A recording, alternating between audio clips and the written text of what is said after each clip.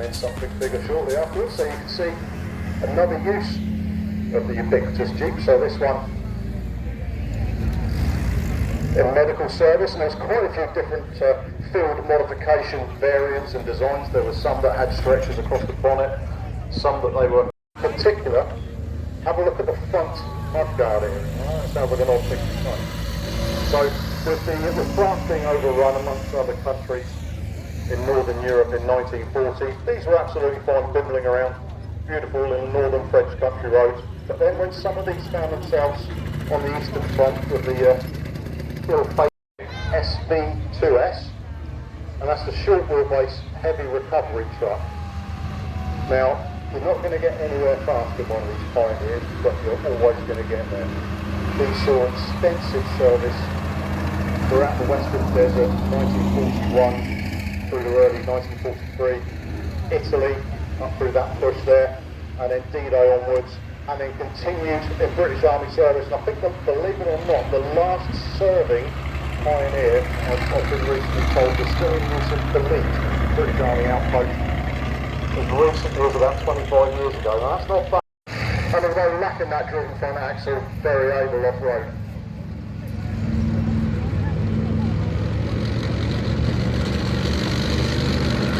So we're going to have a closer look at that German vehicle, So we'll talk about the Cougar wagon in the production. It's effectively a Volkswagen Beetle underneath it. Rear engine, rear wheel drive. Actually surprisingly good ground axle.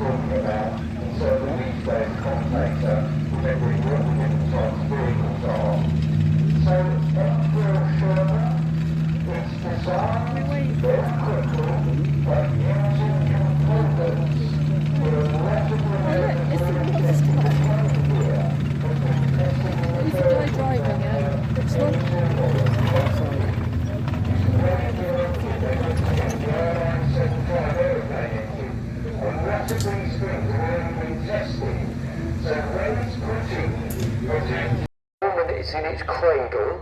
When it's deployed, there's two arms that spread out at the back, and again, some of you, if you're an older bloke, you may have remembered Britons used to do a model of this one in metal that you'd fire little shells out of. So the gun's deployed.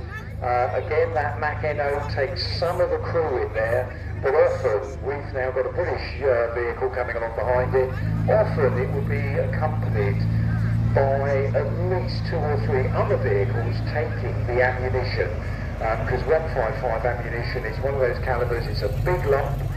It will be followed by bag charges to actually propel the rounds out, and again you're looking there, depending on the size of the bag charge, we're probably being able to fire that way beyond the Isle of Wight now into the Channel. Huge great engine up front there, because it's going to need it. Lots of torque to going up hills.